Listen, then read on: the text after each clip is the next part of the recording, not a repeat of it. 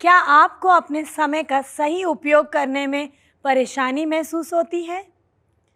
क्या आप इस चीज़ को महसूस करते हैं कि महीना ख़त्म होने से पहले आपकी तनख्वाह आपकी ज़रूरतें पूरे करने के लिए पूरी नहीं पड़ती और आपको उधार मांगने की आवश्यकता पड़ जाती है? तो दोस्तों, ये समय है कि हम पवित्र शास्त्र के सबक को मिलके सीखें। तो आइए और हमारे साथ देखिए इस त्रिमास का पहला अध्ययन, परमेश्वर के आगमन से पहले उसका कार्य का प्रबंध करना।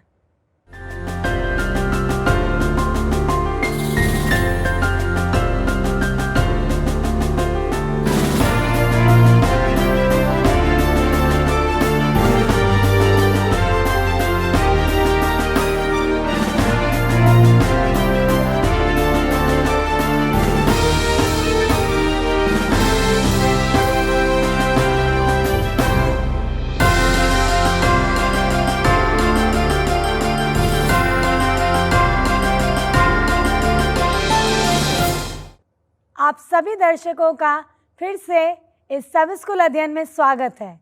हमें खुशी है कि आप हमारे साथ जुड़े हुए हैं। प्रभु यीशु मसीह की जय हो, यीशु सहाय। आज के दिन हम बढ़ते हैं अपने 5वें पाठ की ओर, जिसका शीर्षक है कर्ज का लेन देन, डीलिंग विथ डेट।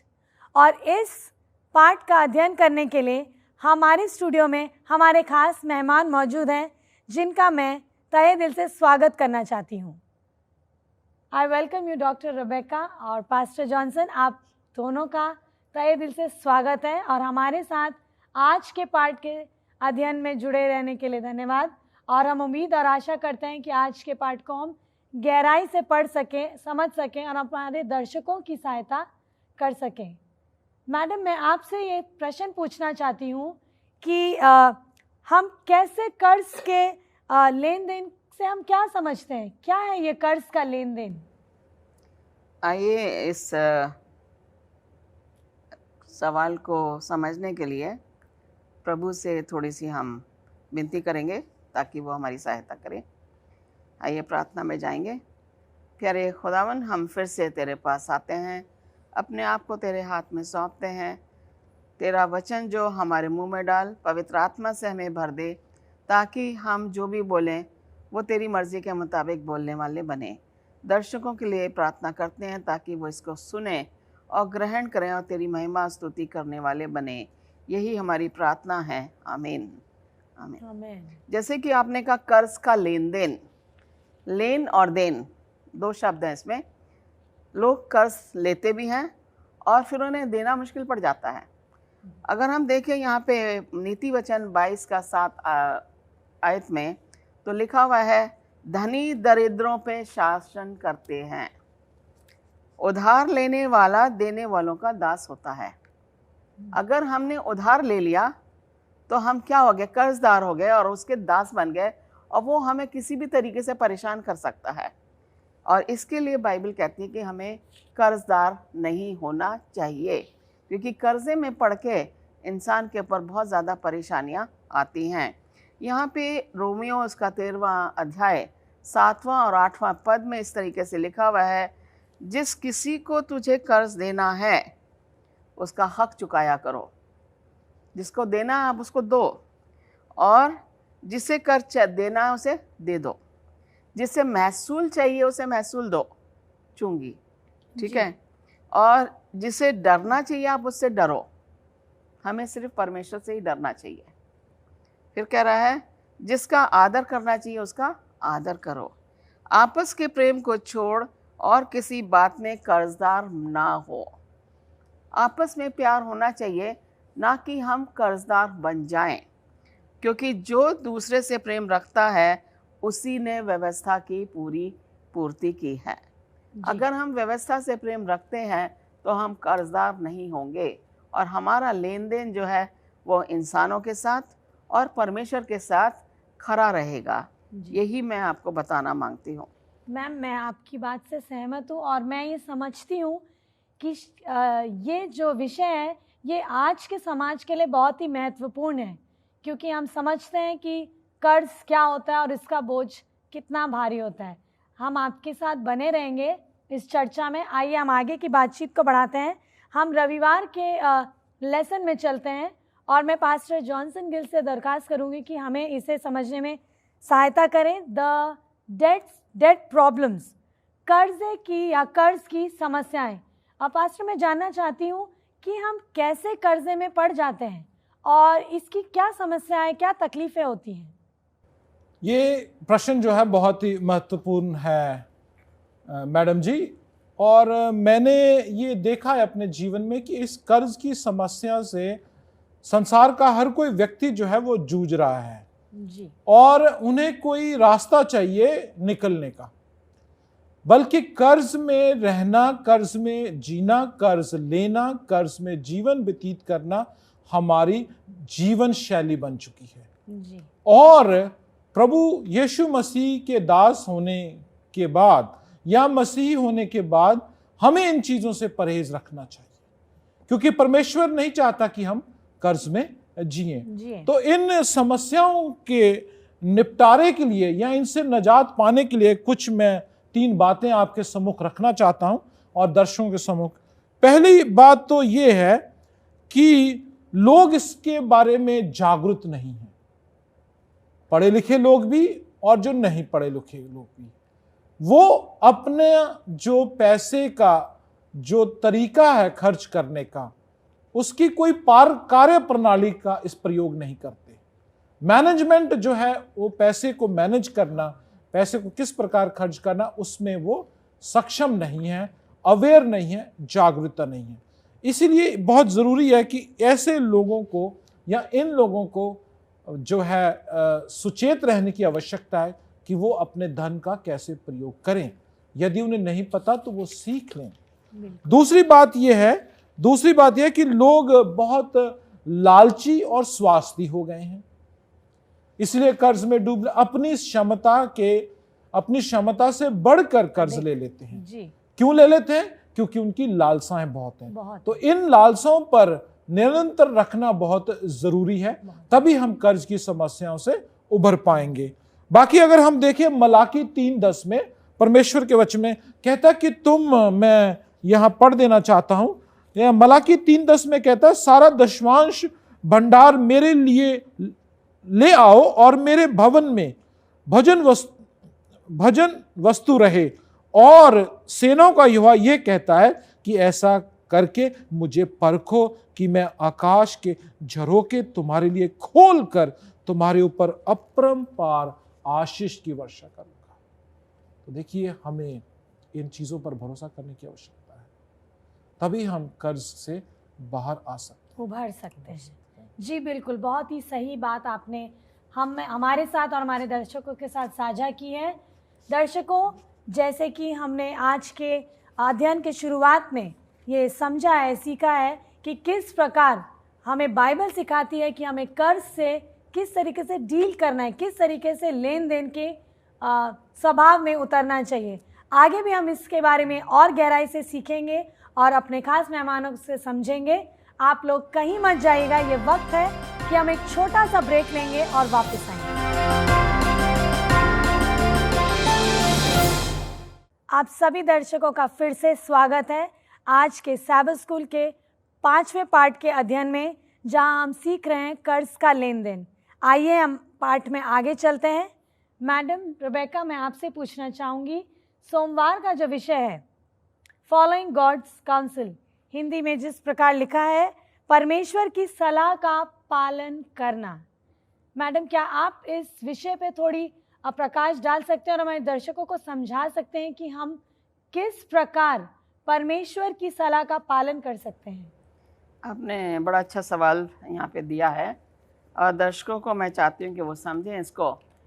मत्ती उसका 6वां अध्याय और 24वीं आयत में इस प्रकार लिखा है, कोई मनुष्य 2 स्वामियों की सेवा नहीं कर सकता जी, क्योंकि वह एक से बैर और दूसरे से प्रेम रखेगा, या एक से मिला रहेगा या दूसरे को तुच्छ जानेगा। तुम परमेश्वर और धन दोनों की सेवा नहीं कर सकते। हम देखते हैं कि हम कहते हैं 2 नाव में पैर रख रहे हैं, ये बड़ा कॉमन सा फ्रेज है कि दो नाव में पैर रख रहा है।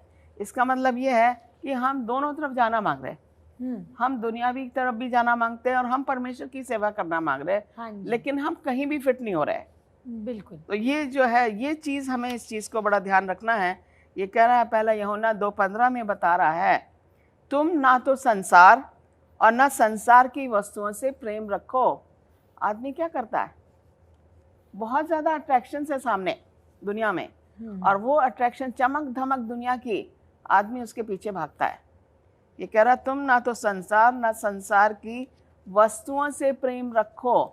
हम उसी के पीछे भाग रहे हैं जिस पे हमें परमेश्वर मना कर रहा है जी। यदि कोई संसार से प्रेम रखता है तो उसमें पिता का प्यार नहीं। अगर हम, ये वही है कि मैं परमेश्वर को मानती हूँ या दुनिया को मानती हूँ, मेरे लिए दुनिया ज़रूरी है या परमेश्वर ज़रूरी है, हमें चुनने की हमें जरूरत चुनना है। और जब हम इस चीज़ को जान जाएंगे कि मेरे लिए परमेश्वर का स्थान पहला है, है। जी। तब मैं दुनिया को सेकेंडरी रखूँगी।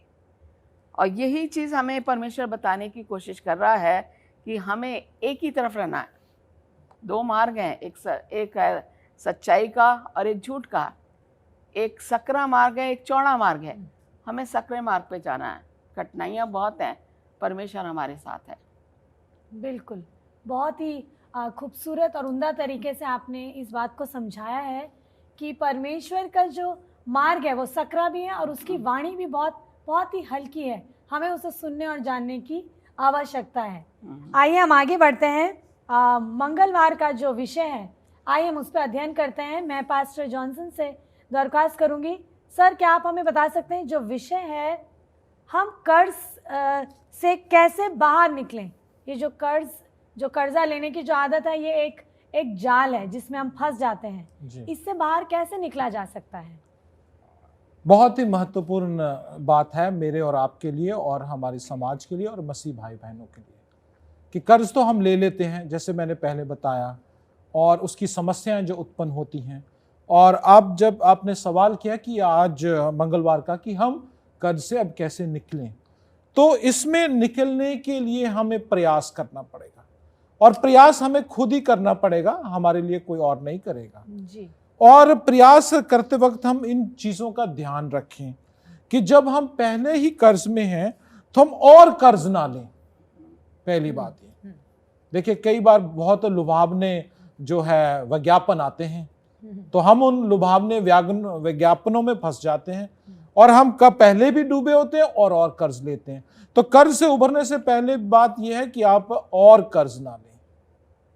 दूसरी बात यह है कि आप एक परमेश्वर के साथ वाचा बांध लें कि परमेश्वर मुझे इस कर्ज से मुक्त कर, और कोशिश करें कि वो आप ऐसे कार्य करें जिससे परमेश्वर आपको आशीष दे और आप परमेश्वर का कर्ज चुका पाएं।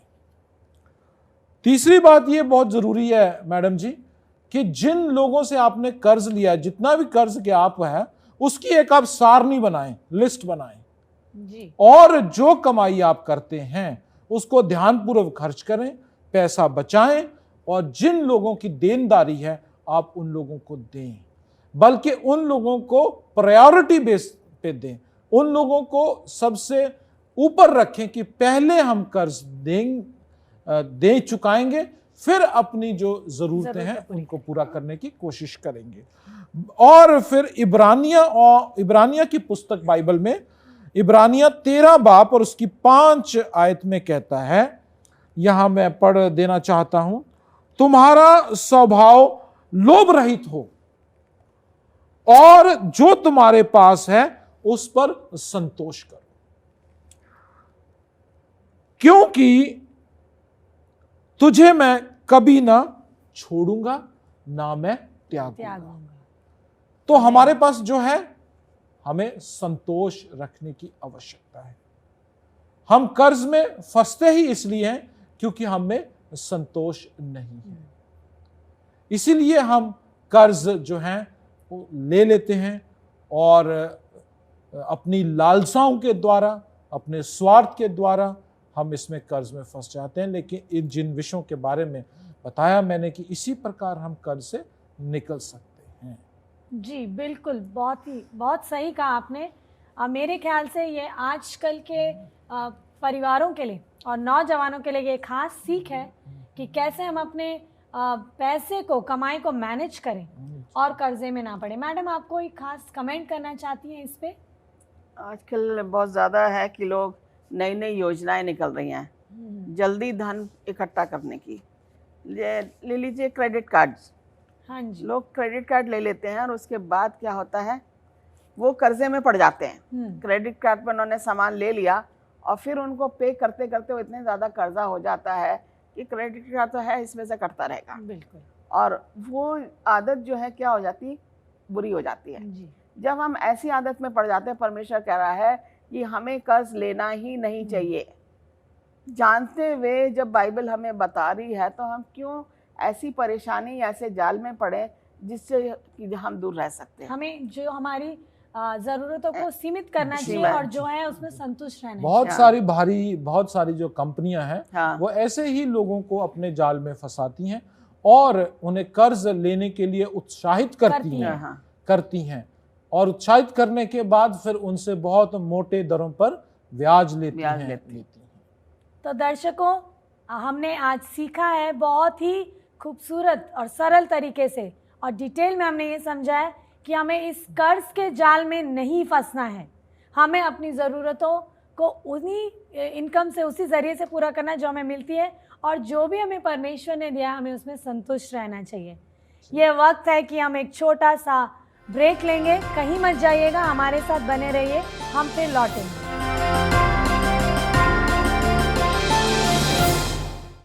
वेलकम बैक दर्शकों, प्रभु यीशु मसीह के नाम की जय हो। जबकि आज हम फिर से एक नए सबत स्कूल लेसन का अध्ययन कर रहे हैं। हम आज 5वें पार्ट में हैं और अब हम डिस्कस करने वाले हैं, बातचीत करेंगे बुधवार और गुरुवार के विषय के बारे में। मैं बढ़ती हूँ डॉक्टर रेबेका की ओर। मैडम, जो हमारा अगले विषय है वो बहुत ही आवश्यक है हमारे लिए जानना, जो इस प्रकार है, जल्दी धन इकट्ठा करने वाली योजनाएं। आजकल हम मार्केट में देखते हैं बहुत ही लुभाने और आकर्षित करने वाली, जल्द से जल्द पैसा बनाने और अमीर बनाने वाली योजनाएं हमारे सामने हैं। आपका इस बारे में क्या कहना है? ये तो योजनाएं जो निकल रही हैं ये आज हम सुन रहे हैं, लेकिन बाइबल इसके बारे में क्या बोल रही है हम वो देखेंगे। और यहाँ पे लिखा हुआ है पहला तीमुथियुस उसका 6वां अध्याय और उसकी 9 से मैं पढ़ूंगी इसको, 9वीं आयत से। पर जो धनी होना चाहते हैं, ओके, मैं सोचती हूँ दुनिया में ऐसा कोई इंसान नहीं जो जल्दी धनी ना होना मांगे। पर जो धनी होना चाहते वे ऐसी परीक्षा और फंदे और बहुत सी व्यर्थ और हानिकारक लालसाओं में फंसते हैं जो मनुष्य को बिगाड़ देती हैं और विनाश के समुद्र में डुबो देती हैं। ये हम आज देख रहे हैं योजनाएं, लेकिन आप देखें बाइबल क्या बोल रही है। इतना बाइबल तो शुरू से हमें चेतावनी दे रही है कि हमें धन का लोभ नहीं करना चाहिए, क्योंकि रुपए का लोभ सब प्रकार की बुराइयों की जड़ है, जिसे प्राप्त करने का प्रयत्न करते हुए बहुतों ने विश्वास से भटककर अपने आप को नाना प्रकार के दुखों से छलनी बना लिया है। ये इंसान जब उसमें डूब जाता है, धन के लालच में आ जाता है, तब उसे ये नहीं पता लगता कि मैं इससे बाहर कैसे आऊँ। और ये कंपनियां जो हैं, योजनाएं जो ये निकालती हैं कि आप इतने साल के लिए अपना धन हमें दो और इतने साल के बाद आपका धन इतना हो जाएगा। और हम लालच में पड़ जाते हैं, किसी से कर्जा लेते हैं और कर्जा लेके हम वो योजना में डाल देते हैं ऐसे जो है, और बाद में जो उनका पैसा जो है वो क्या हो जाता है, डूब जाता है। बिल्कुल। ये हमें बाइबल बड़ी अच्छी तरह से बता रही है कि हमें जो हमारे पास है उसी चीज़ से संतोष करना चाहिए। परमेश्वर ने हमें हमारी ज़रूरतों को पूरा करता है, हमारे मांगने से पहले ही वो हमारी ज़रूरतों को पूरा कर देता है। तो हम उस धन के पीछे क्यों भागे जो कि बुराई की जड़ है। बिल्कुल। हम कहते हैं ना, money is the root cause of all evil. ये जो धन है ये बुराई की जड़ है और हम इसी के पीछे भाग रहे हैं। आज का इंसान इसके पीछे भाग रहा। मसीही लोगों के लिए बड़ी चेतावनी है कि हमें ऐसी योजना में नहीं पड़ना है जहाँ से हम बाहर ना निकल सकें। आप किसी के लिए ज़मानत दे रहे हो, नीति वचन में बता रहे हैं कि ज़मानत दे दी, आप उसमें फंस गए। आपको अपने आप को उससे बाहर निकालना है, और बाहर निकालने में इंसान को वो पूरा का पूरा डूब जाता है। तो आइए, ये चेतावनी जो हमें बाइबल से मिली है, और हमें आजकल के नौजवानों को ये बताना है कि हमें इन ऐसे योजनाओं से दूर उन्हें रखना है। आज का यूथ, नौजवान बहुत जल्दी ऐसे पैसे के धन के लालच में पड़ जाते हैं। बिल्कुल सही बात है। देखा जाए तो ये चेतावनी हमें एक और चेतावनी साथ में दे रही है कि हमें लोभी नहीं होना चाहिए, लोभी नहीं होना, लालच में नहीं आना चाहिए। बिल्कुल सही बात है। हमारे दर्शकों को इसे समझाने में सहायता करने के लिए धन्यवाद। मैं अब आगे बढ़ूंगी। हम अपने पाठ के अंतिम स्तर पे पहुंच रहे हैं। जो गुरुवार का जो विषय है वो है term limits and borrowing points, अवधि, सीमा और उधार अंक। मैं पास्टर जॉनसन गिल से दरख्वास्त करूंगी कि क्या आप दर्शकों को ये बता सकते हैं, या क्या आप इस विषय पर प्रकाश डाल सकते हैं कि कैसे लोगों को पहली बात तो कर्ज में नहीं पड़ना चाहिए, या कर्ज को लेने की या उसे निभाने की क्या सीमाएं हैं?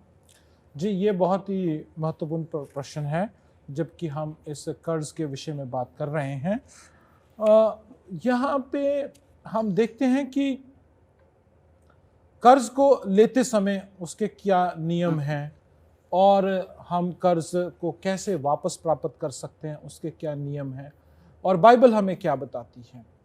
और अगर हम व्यवस्था विवरण 15 अध्याय की 1 से 5 आयत तक देखें तो यहाँ भी बहुत अच्छे तरीके से बताया गया है कि हम यदि हमारा कोई व्यक्ति 7 साल तक कर्ज नहीं दे पा रहा, या यदि हमारा पड़ोसी कोई भी हो सकता है, और वो यदि हमारा कर्ज 7 साल तक नहीं चुका पाता, तो परमेश्वर के अनुसार, उसकी व्यवस्था के अनुसार, उसके प्रचार के मतलब उसके कहे के अनुसार हमें वो कर्ज से उसे मुक्त कर देना चाहिए। 7वें साल मुक्त कर देना चाहिए। क्योंकि ये बहुत ज़रूरी है, क्योंकि इसके विषय में परमेश्वर के इस प्रचार की मुनादी हो चुकी है। तो इससे सब व्यक्ति आगाह हैं, वो जानते हैं। तो पहली बात तो आप कर्ज ना लें, और यदि आपने कर्ज लिया है, आप चुकाया नहीं पाए, तो जैसे कि हम सब जानते हैं कि 7 वर्ष के पश्चात उस कर्ज को माफ कर देना चाहिए, उसे छोड़ देना चाहिए 7वें वर्ष के बाद। और फिर दूसरी बात यह है कि जो व्यक्ति उसे छोड़ता है वो इस बात से निश्चिंत रहे, पर खुदावन परमेश्वर अगली 2 आयतों में कहता है कि मैं जिस भूमि पर तू रह रहा है, मैं उसकी क्या करूंगा, उपज बढ़ा दूंगा, और तुझे बहुत सारी आशीष दूंगा। तो ये बहुत महत्वपूर्ण बात है कि हम ये किस लिए, ताकि हमारे समाज में, हमारे आपस भाईचारे में ये जो प्यार मोहब्बत है वो, या संयम है, या जिसे हम कहते हैं हार्मनी, शांति बने रहे। मैं आप दोनों का तहे दिल से धन्यवाद करना चाहती हूँ, शुक्रिया अदा करना चाहती हूँ, इतनी खूबसूरती से हमारे दर्शकों को आज के पाठ के बारे में समझाने के, और खास जो आपने शिक्षा कर्ज के बारे में दी है, उसके लिए आप दोनों का धन्यवाद। दर्शकों, हमने आज सीखा है मिलकर कि किस तरीके से हमें कर्ज के जाल में नहीं फंसना है और कर्ज के नियमों का पालन करना है अगर हम कर्ज लेते हैं तो। आप सभी का धन्यवाद। बने रहिए हमारे साथ आगे के पाठ में।